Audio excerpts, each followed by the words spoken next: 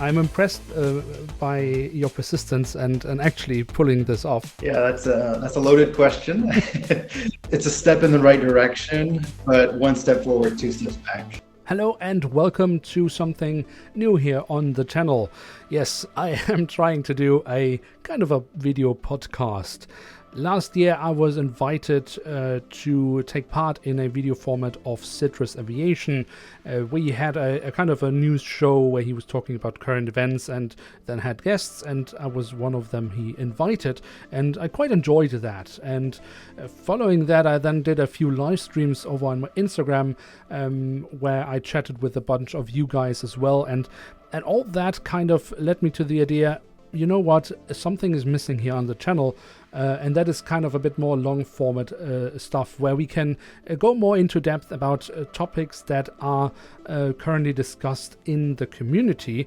And I want to give the community a space here on my channel because I have the luxury of always voicing my opinion about stuff, but I would like to share this platform with you guys so you can also voice your opinions and so we can get a more diverse look at topics. That does also mean that if you should have any ideas for topics that you think could be worth exploring here in the podcast, or if you feel like you have something to contribute with yourself and would like to be a guest here on the podcast, then you are most welcome to contact me either with a comment in the comment section down below, or you can write an email to me.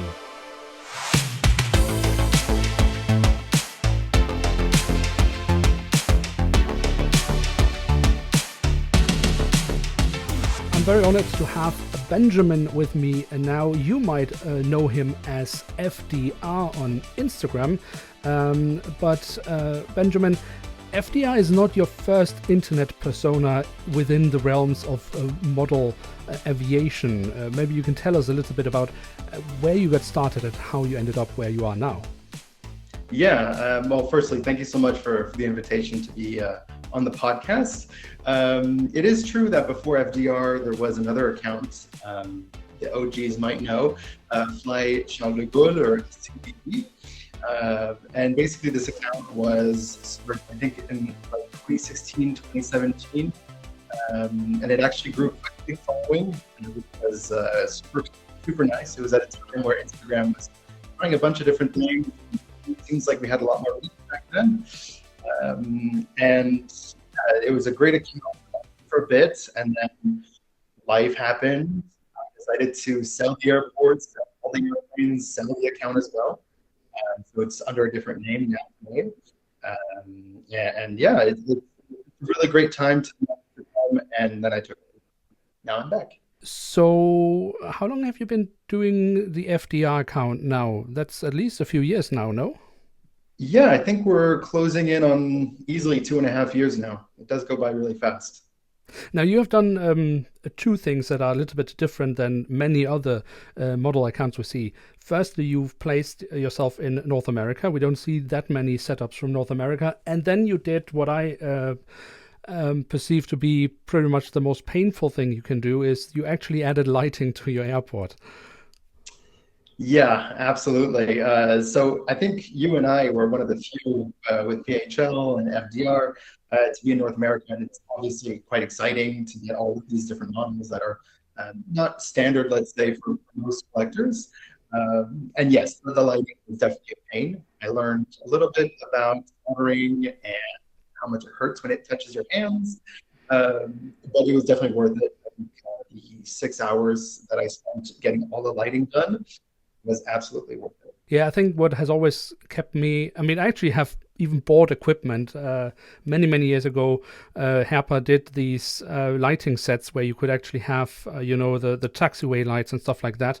I actually bought one secondhand set, and I've never ever, and haven't even put it into other blocks, so I actually don't know if it really works. I hope the seller was honest, but and I even bought some light poles and stuff like that, but just the thought of having to figuring out how to get power to these things and all the cables, it has always kept me away from that. So I'm impressed by your persistence and actually pulling this off, because it looks really great.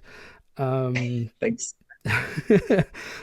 Now, we are, of course, now we are pre-recording this a little bit in advance of releasing this video, but we're basically coming out of the week now where Herpa had first they announced their new models for 07, 08, so July, August. And then, of course, they had the day after that a live stream. So I'd like to talk a little bit with you about that. What are your thoughts generally about this new release batch? And what are your thoughts on the current situation with releases from Herpa Wings? Yeah, that's a loaded question. I think honestly, the batch, many people have said it already, it's a very safe batch. They're not doing anything out of the ordinary. They're not trying to push new airlines or new aircraft types. It's all very standard. I think when we compare it to what we got in March and April, which most of it still hasn't been released, it's quite uninteresting, honestly. That being said, I still have more models that I'll be taking from them in that batch. But overall, I think it's safe and it's happy for a reason. So why is it uninteresting for you? Because it doesn't really match with North American traffic? Yeah, I mean, generally speaking, if I can just pull up, like, just really quickly what I'm expecting from them, I'll be adding, like, for example, the Iberia XLR, which makes sense. It already goes to Boston, so why not make it New York as well? The Iceland Air, it's always a nice pickup. I already have the Max 9, so it's just nice to have, and green is my favorite color, so it makes sense. The TAP, it's a very great model. I think it's a good thing that they're doing more Alliance liveries. They did the Sky Team Vietnam quite a while back when that mold was not very good.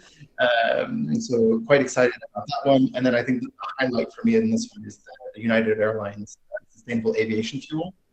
That's going to be a very, very good model. Unfortunately, only purchasable one time because it makes sense to have multiples. But I think it's a good batch. Overall, it could be much better. Now, they have, of course, reduced the size of batches in the last few years, and still they haven't really managed to keep up with what they actually announced.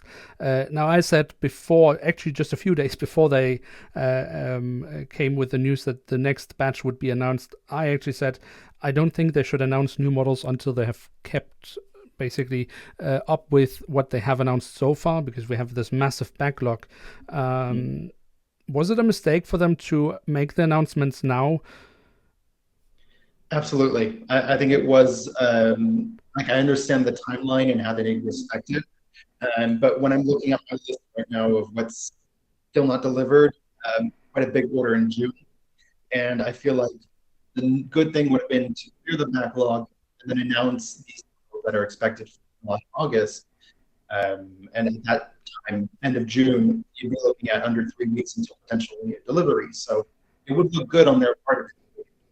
Another controversial topic in both in the announcements, although it wasn't technically part of the announcements because it's now a club model, but it was, of course, a topic there. And then also in the live stream is the next Braniff model that will be I think it's actually already available now, a 727. Now, there was the whole topic about, is there a mistake with the model or not? Is the livery correct or not?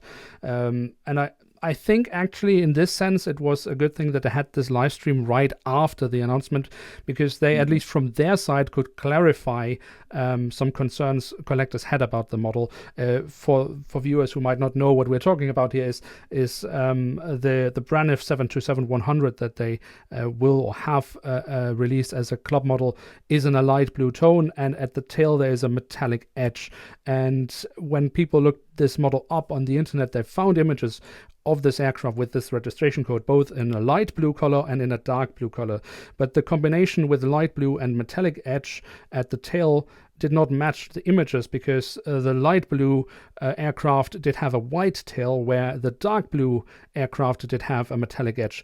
The point of Herpa was, of course, that many of these images might not be in the best quality, not resolution wise, but have they are naturally old images and have maybe been edited many times, and also the photo techniques back in the day were different, so the images might not really reflect or represent the colors correctly, and they got the information straight from the rights holders of Braniff, so therefore their model should be correct. Now, put that all aside. Now, I have my opinions about Braniff, but I don't want to be the only one stating their opinion about Braniff. Is it fair? Because classic models has a smaller audience than maybe more current stuff, but it has its place in the market. But is it right to make so many Braniff models? What is your take on that? The simple answer is no. It's absolutely not normal to have, in this example, 4 Braniff 727s in 12 months. I think there's so many more models out there that need to be produced, that deserve to be produced. And the fact that we're getting this many models of a dead company, it doesn't sit right with me. I think the newest batch got the Finnair Caravelle, which is, okay, not for me, but I understand it's more heritage. You have, of course, more line that exists today, and probably a bigger audience. But I don't know why these models. I'd love to get some retailers' advice, thoughts on what remains in their stock. Why do you think they are making so many Braniff models? Well, I think we touched on this earlier, but it's basically just trying to fill in the ranks of their batches. As you mentioned, it's gotten smaller over the years, and for good reason, because they can't keep up. But when you have a wingspan model like Braniff, it doesn't really show much innovation, doesn't show much passion. It's kind of just the easy way up, because I think we know that Braniff's licensing is probably next to nothing. So it's just the easy way out for them to pump something out and have people pay €40. Yeah, I mean, and I guess Herpa doesn't really need to care, because as long as they can sell it to retailers, they've made their profits. And they don't need to care if retailers then sit on these models for years and years. But yeah, okay, let's close Braniff, because I think we have talked about it also on my channel quite a bit, and of course have touched upon it here now, but I thought it was important to also get someone else's opinion on this.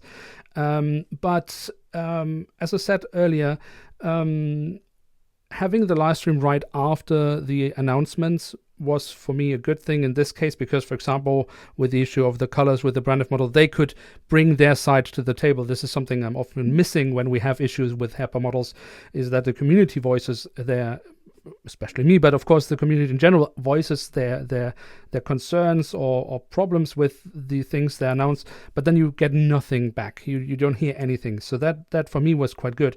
On the other hand, it's good that they take also these more difficult topics, but I often struggle in the end afterwards when thinking about what they actually answered. How do you feel about these live streams? It's a step in the right direction, but one step forward, 2 steps back. The thing is that you have the serious collectors who are really trying to get things out to them, to get them to understand that there's some good things, but there's mostly bad things. And I know that now, as a guy who always complains, like my stories is just Herpa's not doing good. But honestly, I do want to do better. And I feel like it's a missed opportunity for them to have just this big live stream where you have, honestly, way too many questions about irrelevant models most of the time. And have one guy who asks about them. And I think that they could be a lot more serious and have just 10, 15 solid collectors who are really out there and have an understanding of what's going on, and to really then say, we have you guys, what do you want to talk about? Well, but that would basically be an entire new concept or format for them then to make kind of a community talk, which we have here, and bring collectors, a handful of collectors in, and then they can ask them direct questions, or how would you think about that? Yeah, I think it would just be an honest conversation, just like a Teams format like this. And, you'd have a panel of collectors from around the world, and it would just be a good opportunity for not only us to get to know each other, but also for them to reach out and say, we're here and we're listening. And then asking them direct questions, saying, well, what's the reason for all of these issues in quality control, the issues about delay? Can you be more specific this time rather than just saying supply chain issues? Now, just to play devil's advocate here, if I was one of the collectors who then didn't get the invite, I'd maybe think, oh, this is kind of this elitist club, and it might get too narrow in terms of opinions voiced towards Herpa. What would you say to that? Yeah, I think there's obviously something that can be done in terms of rotation. I think I don't need to be in these meetings if I don't need to be. So there can definitely be a system of rotation. There can also be polls that can be done. We have quite big channels where we have an audience that lets us know what's going on. We can definitely use that to have some legitimacy when we're talking to them. But again, you can't please everyone. But I think there are a lot of people that are relatively upset. Yeah, I think that's a fair point to say. And of course, you can't please everyone. There will always be someone who has a different opinion, which is fine.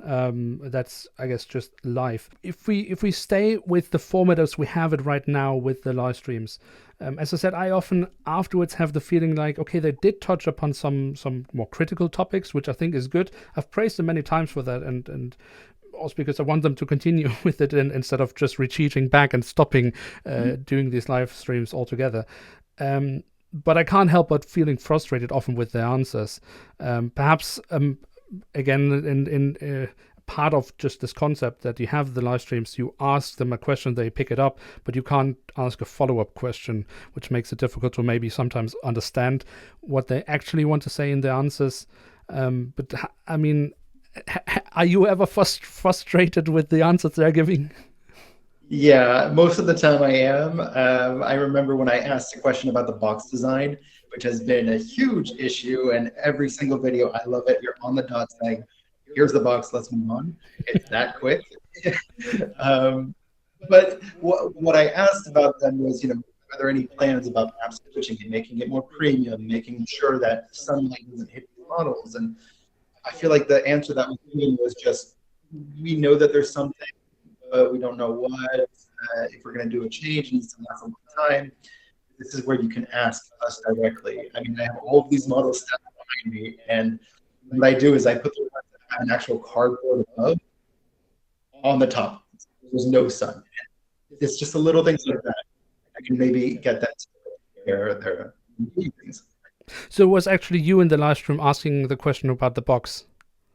The box, the QC, and I think it was regarding the delays. Okay, that's perfect, because now I was really happy. I had a technical issue as I also had the previous time, where when I watched the live stream, it would suddenly just stop. So I had to reload the page, but then you lose the entire chat, and so you can't see who actually asked these questions.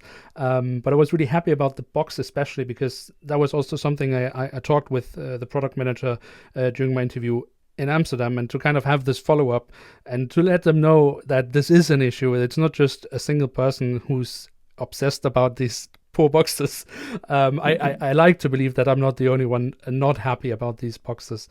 But Herpa often, when asked about these kind of topics, they're quite conservative in a way. They say, okay, I mean, we can maybe look into it, but we want to kind of have a solution that fits it all, even though they actually don't have it today, because we see they have a standard box design, but they do also have other box designs, especially with airlines that order from them and insist on having a good box design. So it's possible, but they kind of want to have this one size fits it all for most of their things.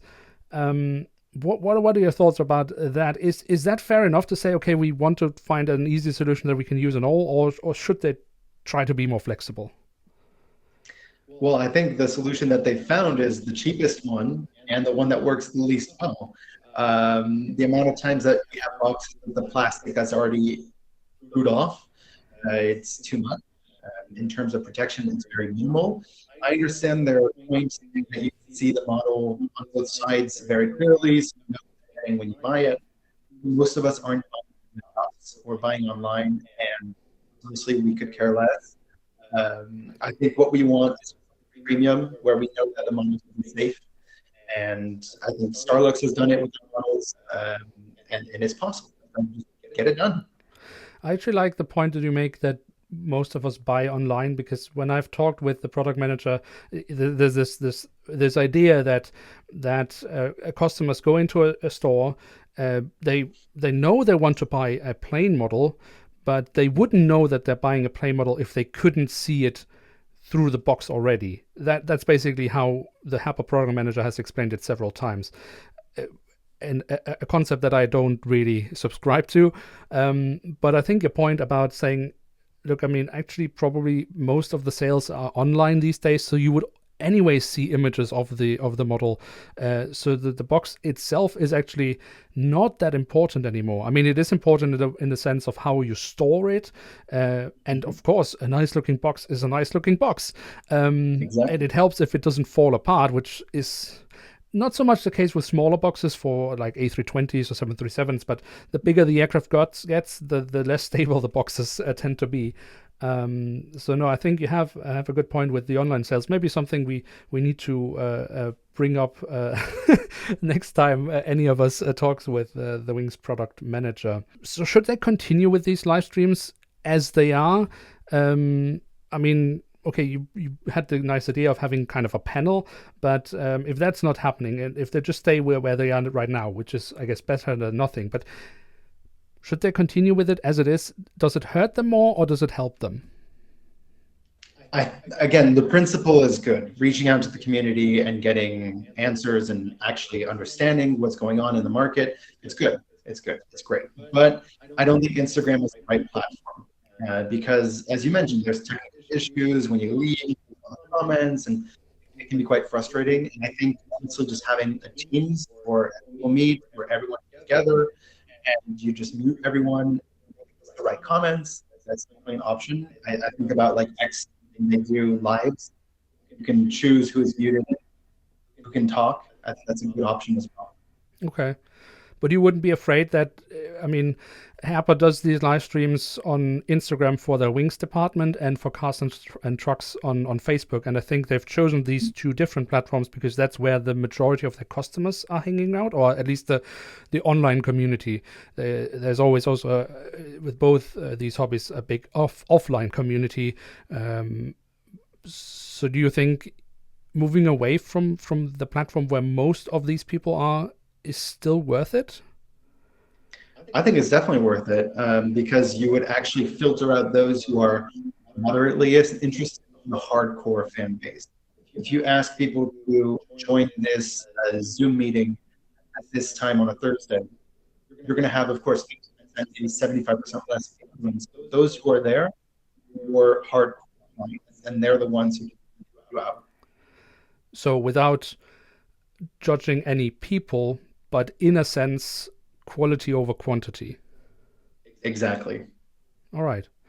So I think, yeah, some good ideas maybe for the future, something we can propose to Herpa. Maybe not completely taking away the idea of having these Instagram live stream, but maybe in addition, even though it would, of course, mean further workload for the Wings product manager, who seems to be always very, very busy. But I think it is a good thing to try to work on this relationship and further extend how we can communicate, because I feel like the community is actually communicating a whole lot with Herpa, but I don't know how much we're penetrating this firewall they seemingly have. But some interesting concepts and definitely, at least in my opinion, worth further exploring. I think we are pretty much now at the end of my list, at least, of topics, but perhaps you have something on your mind that you feel like sharing with the world. Oof, lots of things, surely. I guess, I mean, we've talked about it in terms of quality control, about the delays. In your honest opinion, what do you think is the reason behind, at least for now, the quality issues that have been plaguing Herpa wings since the past 4 or 5 years now. Yeah, I mean it's a tough question why they have so many quality issues, why it has nosedived so much. Because if you just look on the surface, there shouldn't really be a reason why the products are getting worse and worse. I mean, it's not just now that we have the issue of falling of parts that's been plaguing Herpa for quite a long time. We now also see more and more issues with the print. And again, print issues has also been a thing with Herpa wings for a long time. But the concerning thing is, of course, that we see more and more models now where you have really simple prints where they're messing up. I mean, if you just have a plain surface with one color, there should really be no issue with that. And then you see print lines in that, and you ask yourself, why is that? How is that happening? I mean, I do have a source surrounding the production areas of Herpa in China, who suggests that there have been some issues between Herpa and the production company. I couldn't say that the company is making worse products on purpose. I don't think that would be the case. But if they had to make some cost savings, that might involve, for example, faster printing processes, so you might have even more issues there. Especially, for example, when we talk about print lines, I think one of the issues could be that there maybe are saving one or two prints. If you apply a print to the model, you might have to apply that section several times. So if you, let's say, cut this in half, then the surface is not covered nearly as much as it used to be, and so some print lines might become visible. That could be the thing, but I can't say it with certainty. I think the source is fairly reliable, but I just don't have any option of verifying it independently from somewhere else. I think still, when taking all things into consideration, that money must play a role. It is, I think, at the end of the day, cost cutting wherever possible. And I have long had the feeling that they have gone too far with the cost cutting, but especially when we see now with really simple liveries being messed up. I mean, you experienced it quite badly, I think, with your United 737, which was even the second iteration. So they made it once before, so you would think the second one can only be better. But I think your experience was quite different. Yeah, it was 2 times as bad. They messed up the gray underbelly of the plane, which I didn't think was possible, as it's just one color. There were print lines that were wiped off, which indicates that they were just rushed out of the factory. And even then, you also have paint chips on the nose, which isn't a look. When you know that Herpa is not making any models themselves. They give an order to a factory in China, which is then producing it for them. And the same goes for many other manufacturers. And when you know that the factory that makes the models for Herpa is also the factory that makes Scale 500 models for JC Wings, and we know how good these models are, then there is some disconnect as to why the Herpa models seemingly are so much worse than what we would get from JC Wings when they very occasionally do make a Scale 500 model. But I guess we will see in the future how Herpa. I mean, they did not in this previous last live stream, but the one before. They said that they had done their homework and that they would see improvements now. So I guess, okay, given run-up time and time from production to reaching Europe, but if you could see some movement from Herpa within this year, I think would be great. Yeah, I'd be relatively satisfied if we didn't see any more print lines, if wings weren't falling off. That'd be great. I'm cautiously optimistic there. Even though the first images of the models arriving in stores now was a bit of a mixed bag, no? You looked more at the images than I have so far. I looked at the Edelweiss on eBay, and it seems like there is a print line visible between like the darker red and the white of the fuselage. So we'll see. But other than that, the rest looks decent. Again, it's model per model. We've seen in the past they put in Emirates delivery with a broken nose gear because that's all they had. Okay, fine. But I think perhaps your next vlog will be in China. Go check the quality. Yeah, I guess. Yeah, I mean, I've said it so many times before. So, but if the production was in Eastern Europe, it would be easier for them to check up on production themselves. But maybe one day, who knows? In any case, Ben, thank you so much for taking the time, for being the very first guest on the Bongocast, the community talk. I hope I will stick with this very creative name, I know. It was a great pleasure having you. Hopefully I can lure you into this another time, sometime in the future. Of course, don't hesitate to reach out. All right, so once more, thank you very much to Benjamin, or FDR, as you probably know him, for taking part as the very first guest in the Bongocast. And I do apologize about the slightly impaired audio quality. I will try to further improve on the setup and hopefully have a better audio quality in the future for our guests. But as I mentioned in the very beginning of this podcast, if you have any topical ideas that you would like to see discussed here on the podcast, of course, with the overall topic of being related to a model aviation, then feel free to reach out to me either in the comments or by sending me an email. And of course, if you would like to be a guest, you are also most welcome to reach out. But for now, this is all for the very first episode of the Bongocast, the community talk. If you like this type of content, then please do leave a like. That really does help out the channel. And of course, you are always welcome to hit subscribe. With that, thanks so much for watching or listening or both, and see you hopefully in another video here on the channel very soon. I'm checking out, and bye.